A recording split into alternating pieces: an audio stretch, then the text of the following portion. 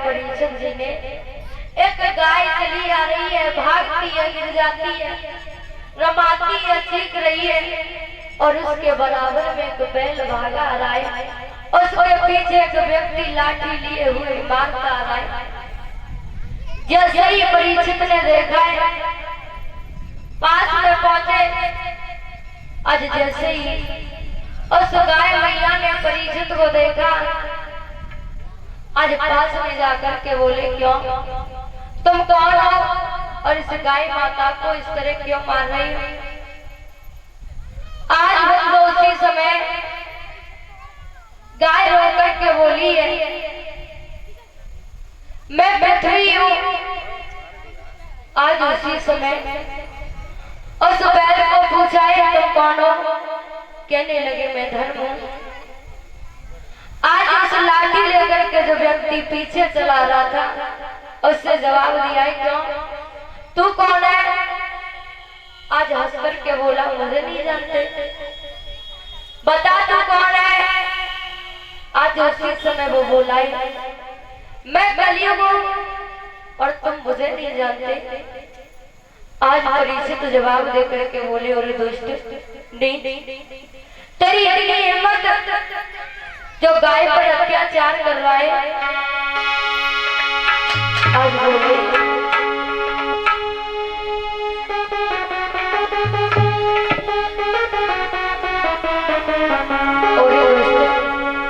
क्या समझ लिया इतने जल्दी जो भारत का जमाना।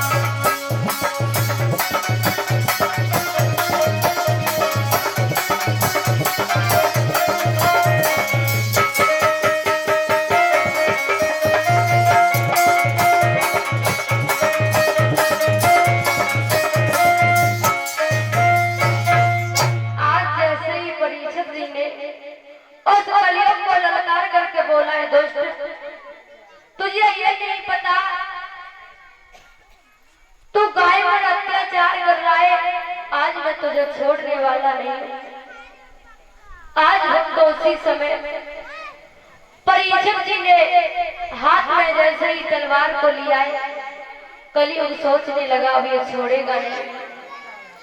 आज उसी समय कलयुग बोला है महाराज तुम तो नाराज हो गए हैं? महाराज तुम्हें ये नहीं पता है आगे तो ऐसा समय आ रहा है जो भगवान के मंदिर फोड़े जाएंगे, संतों का अपमान होगा, कोई भी पूजा नहीं करेगा, राम के नाम से घृणा करने लगेंगे। परीक्षित समझा करके बोले अरे कलयुग तुझे पता नहीं है मैं जब तुझे नहीं जिंदा छोड़ूंगा तो कलयुग इस कलयुग में ये अत्याचार होगा क्यों? आज उसी समय बोला है वो कलयुग सुनो महाराज कि आगे वो समय आ रहा है और बेटी नहीं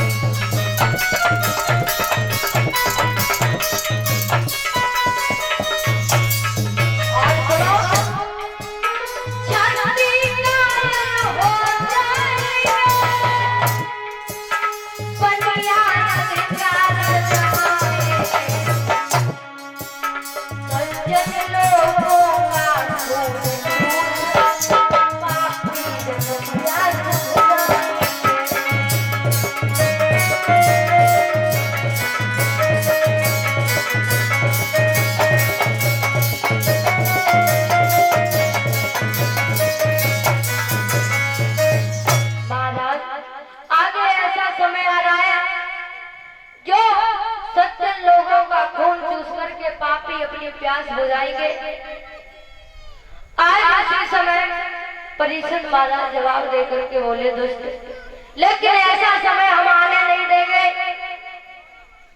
उसी समय कलयुग बोला है महाराज सुनो कि कंठी माला छाया टीका आगे ये नजर नहीं आएगा, तुम धर्म धर्म चिल्लाओगे मूर्ख खिल्ला उड़ाएगा।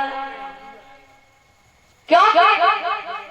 जब भी कोई प्रभु का नाम जपेगा तो मूर्ख उसे देख करके हंसेंगे, लेकिन तुम्हें ये नहीं पता अभी कलयुग जब आएगा ना तब कोई भी भगवान को नहीं मानेगा, कोई भी बेटी को जन्म नहीं देगा। आज हम तो उसी समय परीक्षित महाराज ने तलवार लिया, कहने लगे दुष्ट प्रवचन दे रहा है मुझसे बकवास कर रहा है लेकिन मैं तुझे जिंदा नहीं छोड़ूंगा। आज ऐसे ही तलवार को खींचा है। उसी समय कलयुग हाथ जोड़ करके बोला प्रभु क्योंकि अभी तो तुमने मेरे अवगुण सुने लेकिन इस शरीर के अंदर मेरे कुछ गुण भी है। परीक्षित महाराज बोले गुण भी है? हाँ महाराज मेरे अंदर गुण भी है, क्योंकि इस शरीर में अवगुण ही नहीं भरे मेरे। परीक्षित महाराज कहने लगे गुण कौन से? आज उसी समय कलयुग जवाब दे करके बोला कि राजन दुनिया एक सी नहीं और दाने के अंदर धुन भी है, हर एक चीज पर गौर करो तो गुण भी है, अब गुण भी है। महाराज मेरे अंदर कुछ गुण भी है। आज उसी समय परीक्षित महाराज कहने लगे तुम कहना क्या चाहते हो? आज भक्त उसी समय कलियुग बोला महाराज मेरे अंदर इस शरीर में गुण भी है कुछ अवगुण ही नहीं है। जब परीक्षित महाराज से कहे तो परीक्षित महाराज बोले कलियुग तुम ठीक कह रहे हो, जाओ तुम्हारे ये गुण देख करके मैं तुम्हें स्थान देता हूँ, तुम कहीं भी दे सकते हो। आज उसी समय कलियुग बोला है महाराज ऐसे नहीं, कोई स्थान युक्त करो जहाँ पर मैं अपना समय व्यतीत करूं। आज उसी समय परीक्षित महाराज कहने लगे जाओ तुम्हारा स्थान जहाँ पर मुद्रा पान होता है, दारियों के ठेके जहाँ पर मांस मुद्रा पान होता है वहां पर तुम्हारा स्थान होगा।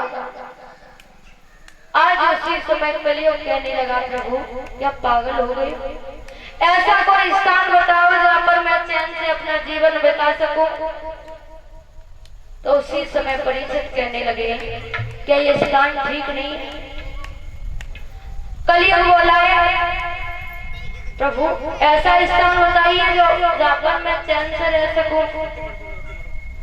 आज तो उसी समय परीक्षित महाराज बोले जहाँ पर गुरुओं का सम्मान नहीं होता हो, प्रभु के नाम से घृणा हो, कोई भी प्रभु के नाम को नहीं पुकारे, इस जगह पर तुम्हारा स्थान हो। कलियुग बोला प्रभु सब ऐसे स्थान बताओगे, कोई ऐसा स्थान बताओ जहाँ पर मैं ठीक से अपना समय बिता सकूं। आज हम तो उसी समय परीक्षित महाराज कहने लगे ये स्थान ठीक नहीं, बोले नहीं। तो आज परीक्षित जवाब देके बोले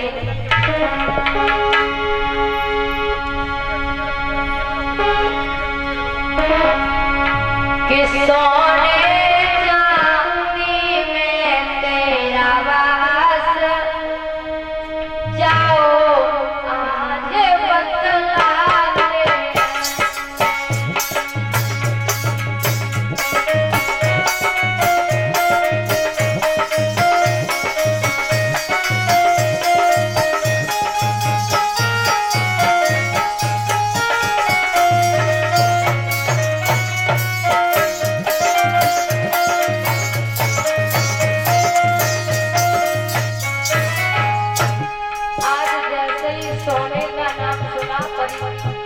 आज बतला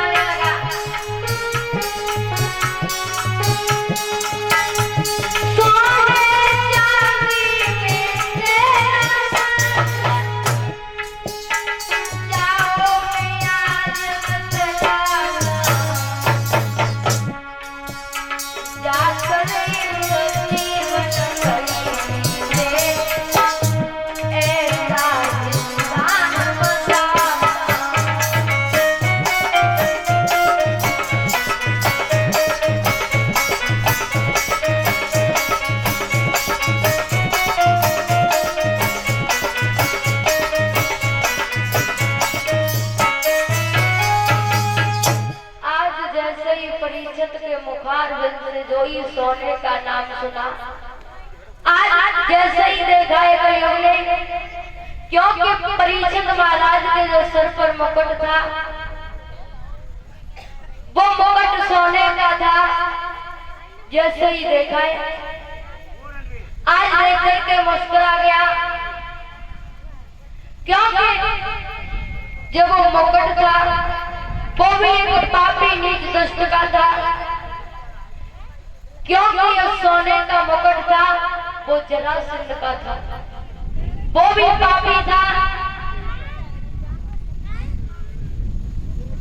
कि पानी में पानी मिले और मिले कीच में कीच, ज्ञानी से ज्ञानी मिले और मिले नीच से नीच।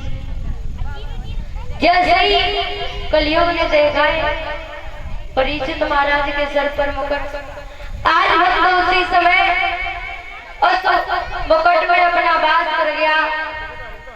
जैसे ही कलियुग उस परीक्षित के उस मुकुट में सर पर वास किया है, आज भक्त उसी समय परीक्षित महाराज चले आगे। जैसे ही आगे जाकर के देखा है परीक्षित महाराज चले जा रहे हैं, सर पर कलियुग सवार है, चले जा रहे हैं। जाकर के जैसे ही आगे पहुंचे, जहाँ पर जाकर के कलियुग सवार था परीक्षित महाराज चले जा रहे हैं।